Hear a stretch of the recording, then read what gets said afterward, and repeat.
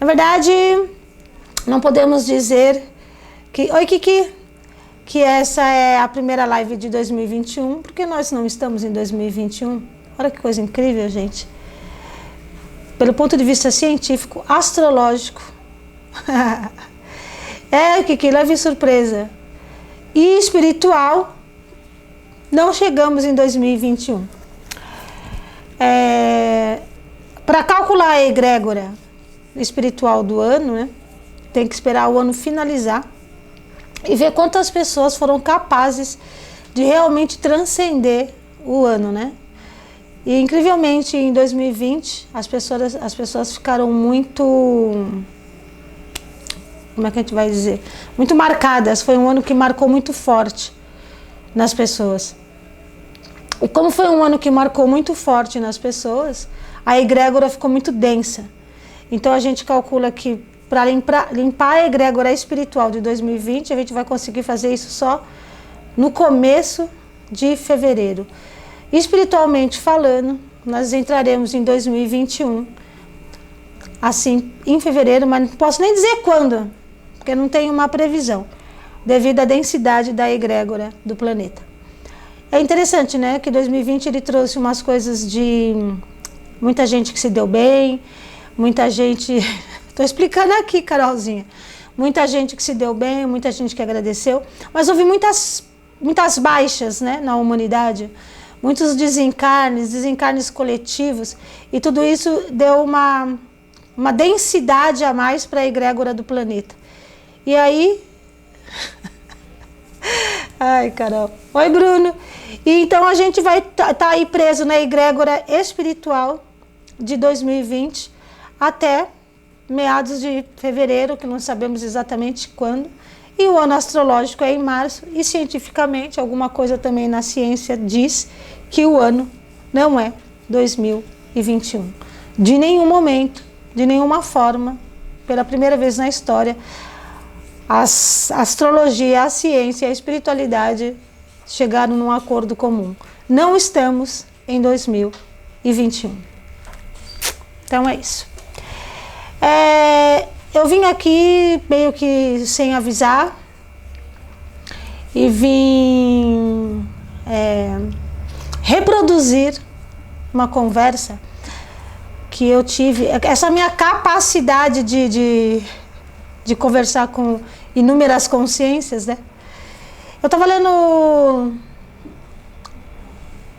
sobre... Passei por uma postagem onde contava nessa postagem, o que você não está preparada para o ano não ter virado? Não se preocupa não, que uma hora o ano vira. Eu passei por uma postagem onde contava uma parte da história de Nietzsche, né? Não sei, algumas pessoas não conhecem Friedrich Nietzsche. E essa história contava que foi quando ele teve um colapso. Ele morreu em 1900, o colapso acho que foi em 89. E ele viu um homem espancando um cavalo. Aí ele começou a chorar compulsivamente, abraçado a esse cavalo, falou alguma coisa no ouvido do cavalo. E então, diz que a última frase que ele disse, que ele foi internado, ele: mãe, eu sou um idiota. E a partir dali, Nietzsche nunca mais falou. Então foram 11 anos de silêncio até o desencarne de Nietzsche, 11 anos que foram interpretados à mercê de muitas histórias e muitas conversas. E eu fui perguntar para essa consciência o que era 11 anos de silêncio. Primeiro porque algumas pessoas têm muita dificuldade de ficar em silêncio, né? E foi com Nietzsche, nessa conversa, que eu aprendi que o silêncio não se trata só de fechar a boca. Ele foi me explicando durante a conversa que eu vou reproduzir do que se trata esse silêncio. Então algumas pessoas têm dificuldade de ficar 15 minutos em silêncio absoluto, dias. O que é uma pessoa que fica 11 anos em silêncio? Mas a gente pode ir para outras pessoas, né? Algumas pessoas que sofrem AVC, por exemplo, elas acabam entrando no silêncio, porque elas estão ali incomunicáveis, às vezes não conseguem escrever, não conseguem falar, não conseguem se comunicar. Então elas estão ali no silêncio forçado. E segundo a história, Nietzsche teve uma disfunção cerebral muito forte, provocada por sífilis, decorrente de uma sífilis, onde o cérebro dele entrou em colapso. É interessante porque Nietzsche, aos 25 anos, já fazia parte do grupo catedrático de Basileia, como filósofo, né? E aos 14 anos ele iniciou numa bolsa de estudos para o clero. Ele estudando o clero e depois ele se formou em teologia, né? Ele é filho de pastores protestantes, e nesses estudos, quando ele foi estudando sobre Deus, ele foi criando a própria ideia dele sobre Deus, e ele entendeu que o Deus que se ensinava ali, que era aquele Deus egóico, né? Aquele Deus que priva, e Nietzsche tinha horror à prisão. Eu sempre falo para as pessoas que quando você tem muito medo de uma coisa, aquilo se torna real, porque você fortalece dentro de você. O medo daquilo que você tem torna real o seu pior medo. Porque o medo é um sentimento forte e tudo que você cria vem a partir daquilo que você sente. Ele tinha um grande medo de prisão, né? Ele tinha, que não era bem prisão o nome que ele dava, né? Eu estava até agora na casa de uma amiga minha, jovem, a filha dela, né, tem uma frase de Nietzsche, e ele não chamava de prisão, e sim de cárcere, né? Que ele nunca gostou do cárcere.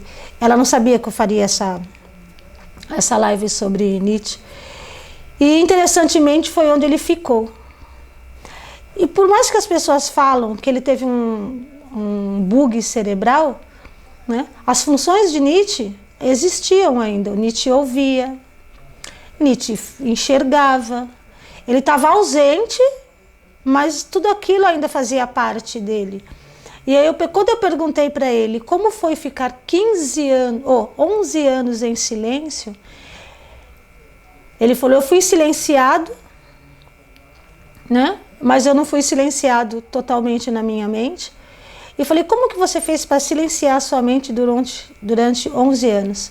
Aí ele falou: para começar, existem outras coisas que têm que ser silenciadas. Primeiro eu tive que aprender a silenciar minha audição. Então eu comecei a me furtar de ouvir. Depois eu tive que silenciar a minha visão. Eu tive que me furtar de ver. Depois eu tive que silenciar o meu coração. Porque os meus conflitos moravam ali, os meus conflitos continuavam ali, né? E durante o processo de silenciar meu ouvido, meus olhos e o meu coração, foram longos anos até que finalmente eu pude silenciar a minha mente, que as pessoas acreditavam que não estava trabalhando, no entanto estava. E tem várias histórias que contam sobre ele, que ele fala que não é verdade, porque depois que ele ficou ali preso, né, no cárcere que ele tanto tinha medo, ele ficou ali encarcerado. Durante esse tempo em que ele ficou ali encarcerado, as histórias dele tomaram muitas formas. Inclusive a própria história de vida dele, de que ele era uma pessoa difícil. E aí ele falou assim que, na verdade, difícil era viver aqui. Difícil era viver dentro dessa prisão criada por homens que falavam em nome de Deus.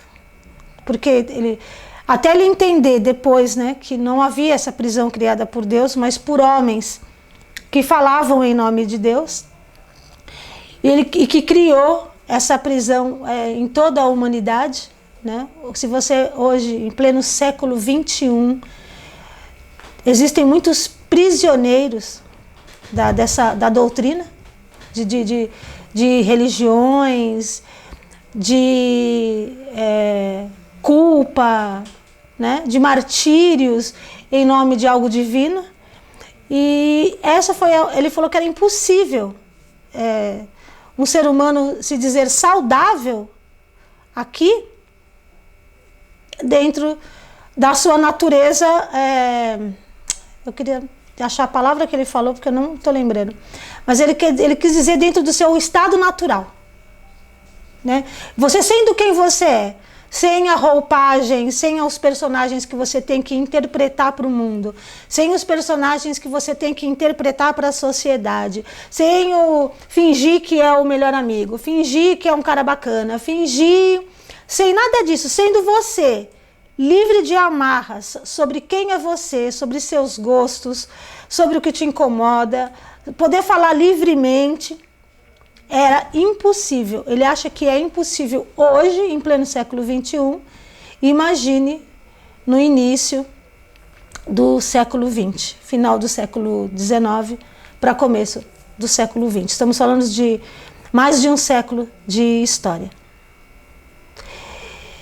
E aí, quando você olha para o mundo, você percebe que o mundo ele é recheado de personagens. E quando você olha para o lado, você tem que se perguntar se você também não faz parte disso. Se você também não está vivendo nesse teatro, né? Onde você tem que ser um personagem. E eu, conversando inclusive na casa dessa minha amiga, que a filha dela falava, isso é tudo muito injusto, né? E eu falava para ela que o universo é matemático, não existe injustiça no universo. Ele simplesmente vive da lei de causa e efeito, né? Aqui você faz e você é livre para fazer o que quer, e conforme aquilo reverbera no universo, né, positivamente, negativamente, você vai responder por aquilo que está reverberando. É assim que funciona as leis universais. Ninguém está aqui para te punir ou para te premiar, é simplesmente dar cada um conforme o vosso plantio, cada um conforme as suas obras. Mas isso não quer dizer que você tenha que viver um personagem constantemente. Você tem que ter um certo polimento social, se você quiser viver em sociedade, se você quiser conversar, manter uma relação, inclusive no ambiente de trabalho, né? Você segue algumas regras, mas quando você segue essas regras, não significa que você tenha que abrir mão de quem é você, não significa que você tenha que abrir mão da sua essência e daquilo que você ainda não aprendeu. Porque não adianta você pagar de evoluído, não adianta você dizer para o mundo o quanto você é foda de coisas que você ainda não aprendeu. Você precisa realmente ter aprendido alguma coisa. Você tem que ser aquilo que você realmente é. E se você ainda é cru, admita, sou cru. Tenho que aprender ainda, não aprendi. Quero aprender, mas ainda não aprendi. Você não precisa pagar para o mundo de fodão, você não precisa pagar para o mundo o quanto você é inteligente. E essa já era uma prisão existente. Inclusive, naquela época, a sociedade era muito mais medíocre, né? E era muito mais venenosa. Hoje as pessoas têm um pouco mais de liberdade para falar o que pensa e o que acha. E antigamente não se tinha tanto essa liberdade, mas ficava nos bastidores. Então você vestia aquela túnica da perfeição, do cara elibato, né? Daquela mulher casta e pura. E dentro de você todo aquele desejo fervoroso, crescente ali, e você nos bastidores falando mal de todo mundo. Isso era muito, muito maior antigamente do que é hoje. Hoje existe um outro tipo de hipocrisia. Hoje a hipocrisia, ela vai muito na ideia do tenho que ser feliz e sou. Né? E eu preciso mostrar para o mundo o tamanho da minha felicidade, porque parece que o meu sucesso pessoal depende do quanto o mundo olhe para mim e perceba o quanto eu sou feliz. Eu acredito que hoje Nietzsche teria muito mais liberdade para ser quem ele é, teria muitos haters também, né? Porque existe o povo que adora contrariar, mas eu acho que ele não teria ficado preso nesse cárcere que ele ficou por 11 anos. E se a gente for contar isso em dias, qual foi o tipo de tortura que essa consciência sofreu durante 11 anos de silêncio e aprendendo a silenciar cada um dos seus 5 sentidos, com exceção do tato. Porque se tocava e sentia, mas até ao sentir você podia silenciar, né? Eu posso sentir as coisas de uma forma diferente. E tem uma coisa interessante que eu estava lendo o outro livro, peraí, que é da escritora da realidade de Madhu, que é a realidade do sete. E aí eles vão parar dentro de um buraco negro. No buraco negro, o que você pensa se materializa instantaneamente. O tempo passa de forma diferente, ninguém consegue te encontrar porque você está numa zona neutra e irrastreável. E tudo que você pensa se materializa naquele mesmo momento. Então, quando eles ficaram presos naquele lugar, eles começaram a criar um mundo perfeito. Um mundo como eles queriam que fosse criado, né? Um deles, inclusive, uma delas criou um mundo onde ela tinha fadas, elfos, e ela liderava tudo. E eu fico pensando, que isso é uma metáfora, obviamente, quantas pessoas criam seus mundos perfeitos, né? E vivem dentro desse cenário, dessa bolha cor-de-rosa imaginária. O mundo, ele não é cor-de-rosa dentro de uma bolha imaginária, mas ele também não é cruel, como você acredita que ele seja. Você tem que achar um equilíbrio entre essa bolha cor-de-rosa e essa parte real da vida. Há de se achar um equilíbrio entre essas duas realidades. E que, de repente, para Nietzsche isso foi muito difícil, né? Encontrar o equilíbrio entre as duas realidades, porque Nietzsche era uma pessoa extremamente intensa. Ele amava de forma muito intensa. Ele se entregava aos sentidos dele de uma forma muito intensa. E talvez isso também tenha sido um dos seus grandes cárceres. A intenção que ele tinha dos seus atos, a intenção dos sentimentos, a intenção no sentido de... a intensividade, né? Não é intenção, a intensividade que ele tinha nos atos, nos sentimentos, nas palavras, e como ele colocava aquilo para fora, né? E faltou, de repente, o equilíbrio. E para tudo na vida, você tem que ter o equilíbrio. Você precisa achar o meio do caminho. E parece que o que as pessoas têm é essa dificuldade de encontrar o meio do caminho. Na verdade, existe a dificuldade de encontrar o caminho, né?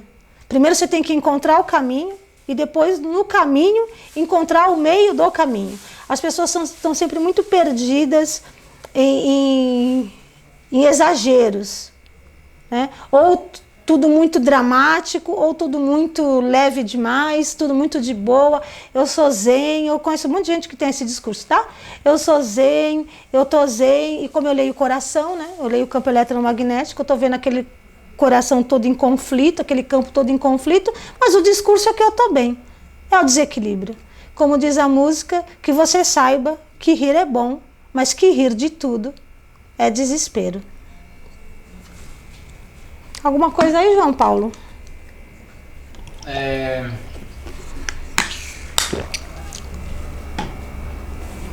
Inclusive tem um episódio de Black Mirror da 4ª temporada, que é o primeiro episódio, que o cara, ele não se dá bem no mundo real e ele cria um mundo perfeito em que ele é o cara foda, assim, dentro de uma espécie de videogame, assim. Ah, eu sei que episódio é esse.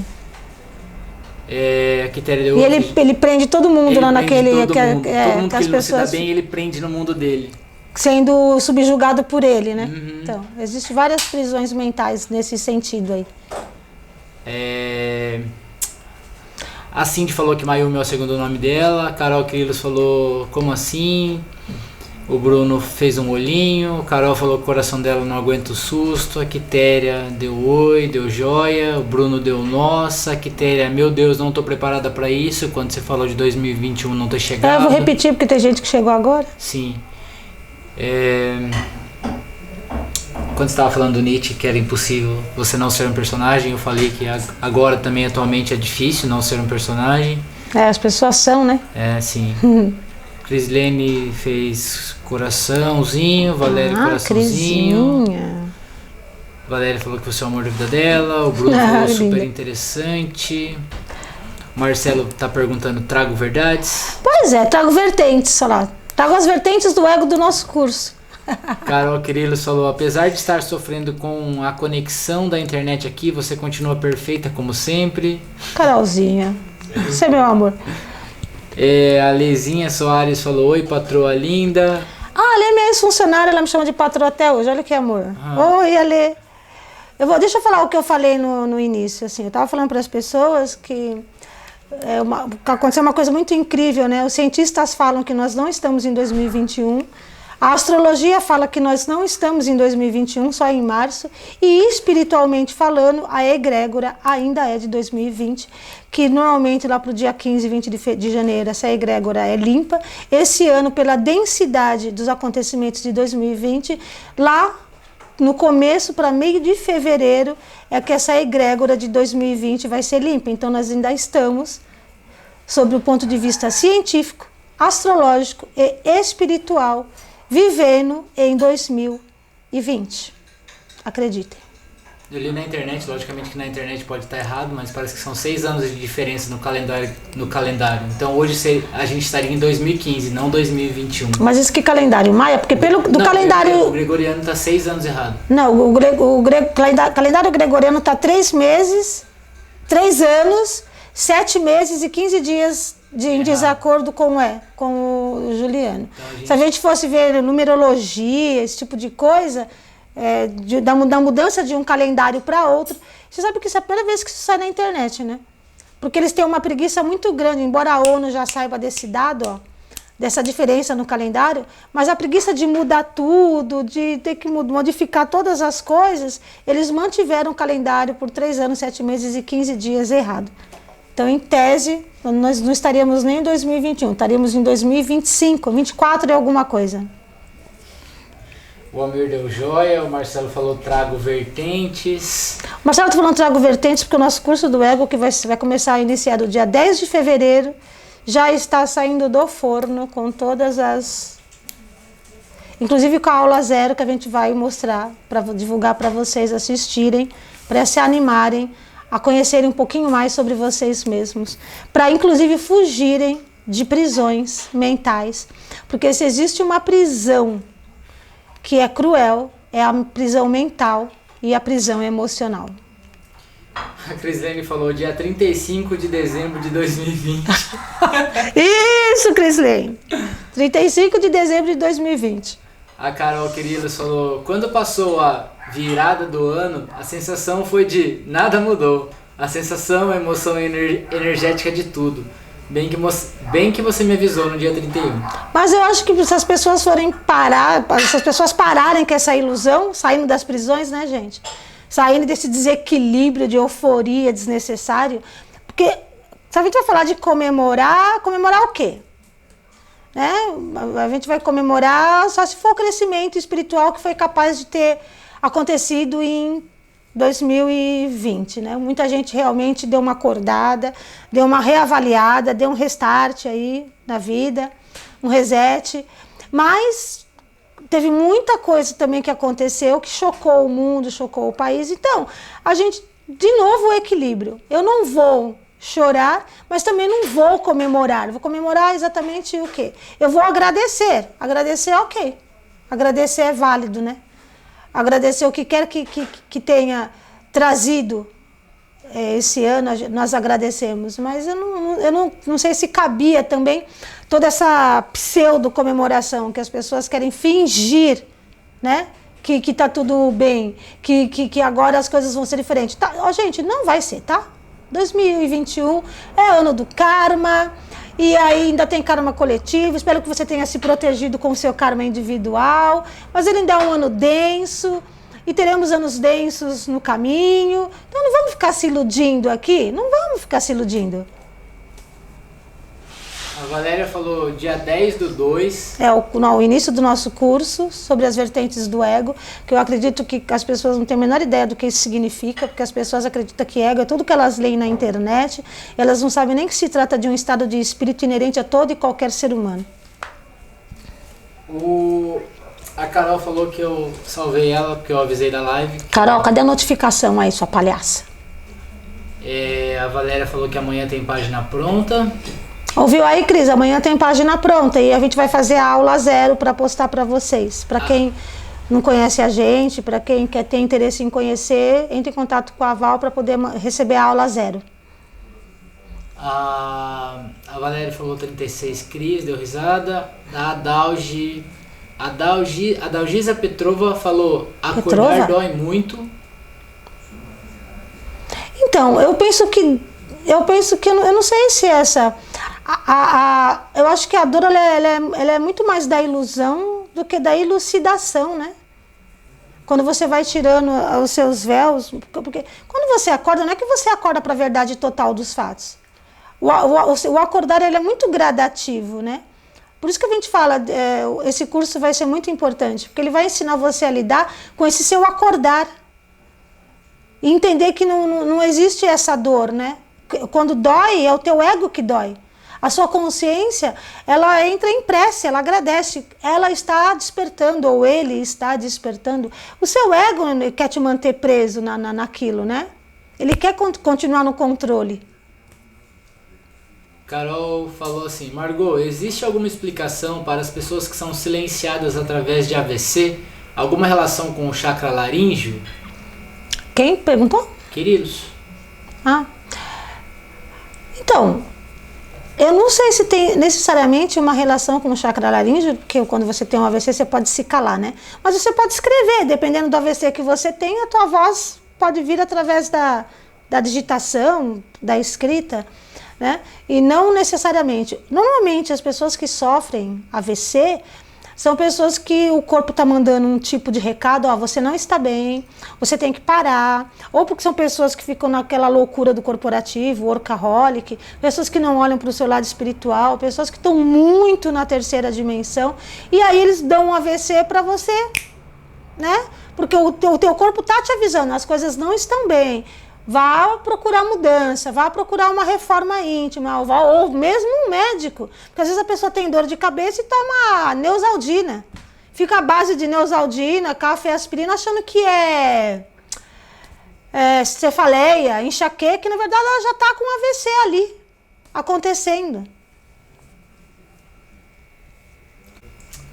Crisiane falou assim, tô perdida nos dias, Valéria, deu risada. Daí a Cris perguntou, já podemos comprar o curso? Ela já falou da página. A Carol falou assim, você já tem alguma previsão para 2021 em relação a futuras doenças ou desastres significativos? Não, porque a gente está em 2020. Por isso que eu tive tanta dificuldade de previsão para 2021, porque tudo, não foi só a egrégora, tudo em 2021 nega o 2021. Astrologicamente, cientificamente e espiritualmente. 2021 ainda é alguém inexistente dentro do calendário. Marcela falou o véu de Maia, o véu das ilusões. E são muitos véus, né? Quando você tira um véu de ilusão, você fala, não, tem outros. Você vai tirando camadas, né? Camadas. O ser humano não percebe, mas ele vai se revestindo de camadas de ilusão, uma em cima da outra, uma para encobrir a outra, né? Carol falou que teoricamente a notificação dela tá ativa, mas o Instagram tentou burlar ela. Então, tem live que essa, por exemplo, eu nem avisei, só entrei. Marcela falou, se tem sacrifício, tem algo errado. Sempre. Se você tem que se sacrificar por qualquer coisa, por alguém, não tá certo. A menos que você tenha um karma para cumprir, tem algo errado. Lá, lembrando, para quem está aqui, 19 de janeiro, estamos numa live com a Fernanda Zanin, para vocês fazerem as perguntas. Inclusive, eu vou perguntar para ela sobre esse ano astrológico, que começa dia 22 de março, e parar com essa confusão de era de aquário, porque não estamos na era de aquário. E aí, no dia 19, a gente esclarece essa parte aí astrológica e várias outras coisas aí. Inclusive esses mitos, né, sobre signo, tem muito mito, né, que todo mundo fala dos signos. Vamos ver se tudo isso é verdadeiro, se isso acontece. A Fernanda tem uma coisa muito peculiar, a leitura que ela tem dos signos é muito peculiar, né, não é tão Não é aquela coisa, ariano é assim, geminiano é assado, sagitariano é assado. Não, ela tem uma outra leitura da turma toda aí. Não temos mais perguntas. Gente, tá todo mundo quietinho. Vocês estão quietinho. Eu só vim aqui falar da conversa que eu tive realmente com Nietzsche, que é uma consciência assim maravilhosa e que de repente não estava preparada para a densidade, porque Nietzsche não é uma consciência daqui, né? Terrena. Ele veio de outro lugar. E de repente ele não estava preparado para a densidade do planeta Terra e acabou sucumbindo à densidade do nosso planeta. Muita coisa é aceitável na humanidade pela compreensão da densidade que envolve as pessoas nas suas escolhas, nas suas decisões, porque é muito complicado dentro da densidade terrena você manter equilíbrio. Assim. Por isso que a busca tem que ser muito constante e o grande tratado de autoconhecimento chamado Bíblia, né, que diz orai e vigiai, ele vinha falando dessa coisa de você dentro de você, se você não fizer esse orai e vigiai, você acaba sendo engolido pela densidade terrena e você acaba preso na terceira dimensão. A Carol Queridos falou que está aguardando essa live do dia 19 enquanto faz a revisão de Margot Flix. Muito bem, Carol. Você é uma menina disciplinada, uma garota muito disciplinada. Parabéns para você. Gente, eu acho que é isso, tá? Porque eu já contei a minha conversa com Nietzsche. Foi uma conversa um tanto curta, mas a gente contou, né? Foram 33 minutos de live. Que bom, ó, 33 minutos para quem só vinha aqui relatar a conversa que teve com Nietzsche, até que isso rendeu bastante. Interessante, né? Falar de Nietzsche, que ele já, uma vez que ele já está aqui, né? Ele já voltou para cá. Eu conversei com essa consciência e a consciência já está reencarnada, inclusive. No final de dezembro ele encarnou. No final de novembro quem encarnou foi Jung. E Nietzsche no final de dezembro. Só que agora devidamente preparado para o que veio fazer e com outras consciências no mesmo teor vibracional e no mesmo teor de conhecimento e na mesma capacidade intelectual que ele tem. Você imagine se Nietzsche trazia o que trazia na época que veio, imagine o que Nietzsche traz agora, chegando no século XXI, junto com os cientistas, né? A comunidade científica que vem se apresentando, de astrônomo, a comunidade astrológica que vai nascer agora entre 2021 e 2022 e nasceu no finalzinho de 2020, ainda estamos em 2020, obviamente, mas enfim. Toda essa comunidade chegando aí, imagino que eles trarão de novidade para a humanidade. É para não ter desculpa para evoluir mesmo, né, gente? É para parar no tempo só quem quer. Oi, Ercio, tudo bem? É para parar no tempo somente quem quiser mesmo, né? Porque vem uma turma pesada aí chegando. Vocês que se preparem para pegar o papelzinho e começar suas anotações aí, porque essa turma vem realmente para terminar de revolucionar. E para 2021 ainda nada, mas lembrando que nos anos seguintes outros ceifadores aparecerão. O Covid-19 não foi o único ceifador. Teremos outros ceifadores. Carol falou 33 minutos de conhecimento e gratidão cheia de amor. Uma honra ouvir de Nietzsche por intermédio da sua pessoa perfeita e coração. Muito obrigada. A Cristiane falou, amiga, já assistiu Soul? Se sim, fala um pouco. Eu assisti Soul, sim. Inclusive a gente comentou na última live, né, daquela densidade que cria em cima do corpo, né? Você lembra que a gente comentou na última live? Daquela camada escura que o espírito cria quando ele entra num estado de revolta? Assim, é meio folclórico, né, obviamente, porque para eu falar um pouco eu tenho que dar spoiler, né? Quem não assistiu o Soul ainda? Para dar spoiler aí, gente? Todo mundo já assistiu o Soul? Dá para falar do desenho? Não, meio que tem que dar spoiler. Se o povo autorizar aí o spoiler, a gente dá. Eu quero fazer uma outra live falando das brumas de Avalon, mas acho que eu vou deixar para a próxima. O Bruno falou, boa, Margot, sempre muita sabedoria. Parabéns e gratidão. Eu que agradeço, meu querido. Ó, Cris, ninguém tá respondendo aí, ó. Se é pra dar spoiler do Soul ou não. A Carol falou que assistiu, achou muito bom. A Quitéria falou... a Cris tá autorizando por todo mundo. A Valéria não tá na live, porque senão ela já tinha se manifestado. Ela só veio aqui, deu oi e foi embora. Porque ele morre e nega a morte, né? Ele não... Só é um desenho da Disney, que ele esperou a vida inteira para fazer coisas que ele achava ser importante. Aí chega um momento que acontece, o grande momento de vida dele, e nesse momento, ele morre. Aí ele fala, não pode ser. Como assim eu morri? Agora que ia ser o meu momento, né? Agora que eu consegui, não posso ter morrido. O que leva a gente a lembrar que ninguém tem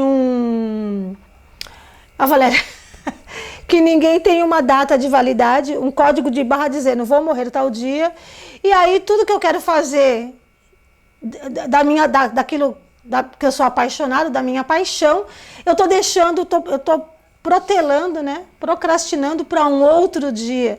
E esse outro dia é o dia que eu caio no bueiro e morro, que foi o que aconteceu com ele. E aí ele começa numa briga insana para vir aqui fazer o que ele não fez a vida inteira. Porque ele não era nenhum jovenzinho, ele já era um homem feito. E a mãe criticando ele o tempo todo porque ele não ia para lugar nenhum. Então, o que você está... Uma das entrelinhas do filme é o que você está esperando para fazer aquilo que você ama. O que você está esperando para colocar a sua digital no mundo e dizendo, sou eu, isso aqui sou eu, ó. Dizendo para o mundo quem é você, o que você veio fazer, por que você está aqui. Você vai esperar cair dentro de um bueiro e morrer?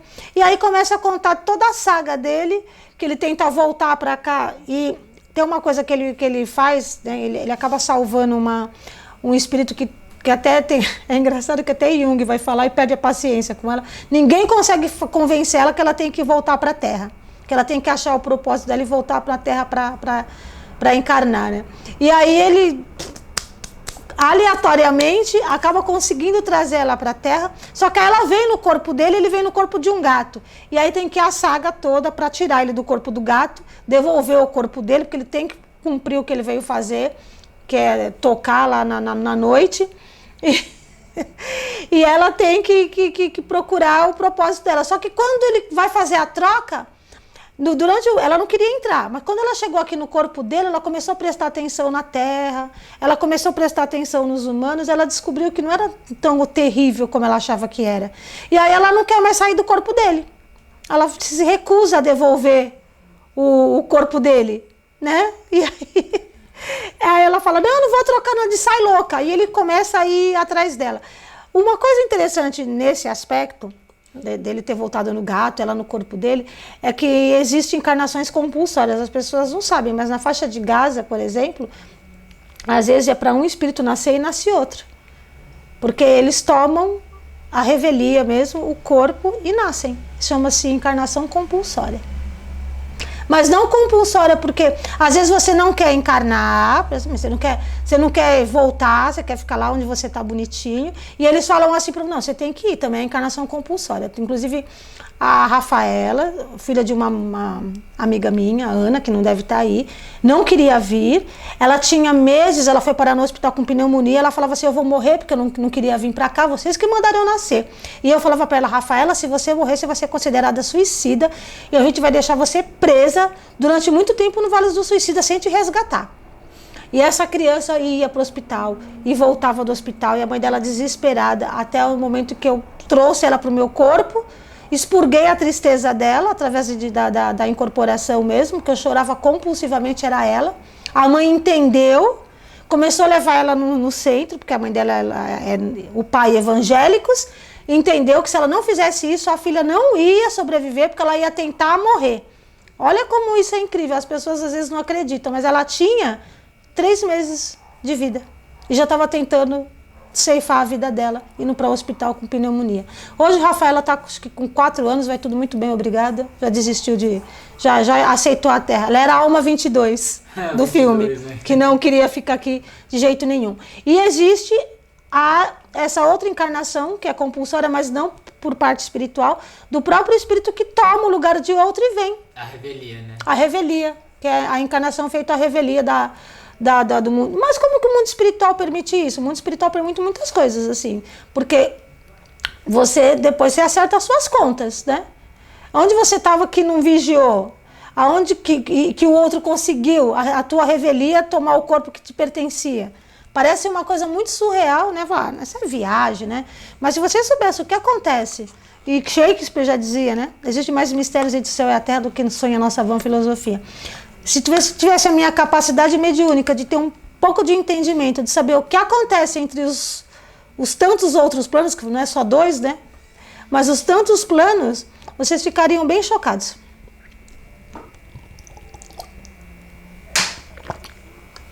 Tá bom de spoiler, Cris? Você quer mais? Carol Queridos falou, já me falaram que é o caso da minha irmã. Com 4 anos ela disse que queria se jogar do 2º andar do shopping, entre outras situações. Minha mãe quase enlouqueceu e sugeriram levá-la ao centro também. Então, tua mãe deveria levar, né? Porque a tua irmã é meio rebelde ainda até hoje, né? É gente que não aceita porque sai de uma densidade menor, né? E cai aqui na Terra e não consegue. Mas não consegue por quê? Porque já está com a ideia fixa de que não consegue. Que era o caso da 22, né? Não, aquele lugar, Deus me livre. Não quero saber daquilo. E aí quando ela chega aqui, ela acaba se encantando com o que ela pode aprender. E o interessante foi que ele aprendeu vendo ela se encantar. Porque ele também não estava prestando atenção, ele lá no espírito de gato, enquanto ele estava no corpo dele, ele não prestava atenção nas pequenas coisas, como ela foi prestando atenção no caminho e foi relatando para ele. Ele só falava de um único assunto, a música. Tanto que quando ele chegou no cabeleireiro para cortar o cabelo e não era ele, era ela, ele começou a falar de várias coisas, o cabeleireiro, nossa, eu pensava que você só sabia falar sobre jazz, você que tem outros assuntos para conversar, por quê? Porque ele só falava de jazz. Mas era 22 no corpo dele que ficava falando de outras coisas. E aí ele começou a prestar atenção no quanto ele não prestava atenção na vida. E depois de muito esforço, porque ele conseguiu fazer isso com a 22, convencer ela a vir para cá, aí ele tem o merecimento de voltar. Inclusive mostra no desenho que eu sempre falo, o universo é matemático. Ele fazendo as continhas, tá faltando um espírito, tô contando aqui, ó, naquele aparelhinho que faz as contas, sabe? Acho que é o método Kumon, é isso que tem aquele aparelhinho? E ele fazendo as contas, não, impossível, tá faltando um espírito aqui. Eu falo para vocês, o universo é matemática. A Crisine falou que adorou o spoiler. Gostei da parte do filme que ele se dá conta de que tudo que ele sempre buscou na vida não era tudo aquilo que ele esperava. Ou seja, viveu a ansiedade do futuro e viu que aquilo não era nada daquilo. Exatamente. E aí quando ele volta com uma outra percepção da vida, com uma outra concepção para fazer tudo certo. Mas o que esse filme quer dizer de verdade, esse desenho? Que você não pode esperar isso. Isso foi um desenho que aconteceu, mas você não pode esperar, né? Você tem que fazer alguma coisa. Você vai ficar esperando ter uma outra oportunidade para você entender e dar valor para o que você tem aqui agora. Você tem que dar valor para o que você tem aqui agora. E se não está bom, é porque alguma coisa dentro de você não está boa. Alguma coisa dentro de você não está compreendida e entendida. A partir do momento que você faz essa compreensão dentro de você, faz essa leitura interna dentro de você, você encontra o teu propósito. O que ele não tinha? Um propósito. Que é o que acontece com 70%, 73% da humanidade. Triste, né? Quando você pensa que 73% da humanidade ainda não encontrou o propósito. É uma coisa para você perguntar. Qual é o teu propósito? Carol Queridos falou que vai sobrar para ela levar, mas que ela vai fazer com muito prazer se for o caso. Então não vai sobrar, né? Vai ser bom. A Crer e Crescer Terapia falou que ele contava com um abaco. Deve chamar abaco aquilo. As bolinhas lá que ele puxa. É o nome daquele... ele contava de contar, verbo contar. Eu contava, eu conto com você, você conta comigo. Isso, ele contava com esse negocinho aí, as almas do negócio. É isso, gente. Spoiler dado. Filme inteiro contado. Agora, quem assistir Soul, que assista. Já dei spoiler do desenho, não é filme, é desenho. Do desenho todo, mas vale a pena, porque o desenho é uma graça. É divertido ainda por cima. Beijo no coração. Eu vou embora. Tchau para todos vocês. E é assim. A minha próxima live é... Embora, obviamente, que serve para homens, né? Mas ela vai servir muito mais para mulheres, porque eu quero desenterrar as brumas de Avalon e toda essa gnose, essa iniciação feminina que ficou perdida, mas que parece que o século XXI está recuperando agora a identidade feminina. E aí eu vou trazer isso, relembrando as brumas de Avalon. Quem não leu e quiser ler, tá em tempo ainda. Tá bom, a próxima live eu vou avisar. Pode deixar, Carol, juro, eu vou lá colocar lá. Avisado. Tá bom? Beijo! Você me chamou, é uma gatinha preta. Preta? Não, é uma outra gatinha, você me mostrou, a Gaia. Tchau, Marcelite, meu amor. Gente, eu espero que vocês se animem a fazer o nosso curso, porque ele vai levar você para esferas interessantes sobre si mesmo. Pensem nisso. Beijo.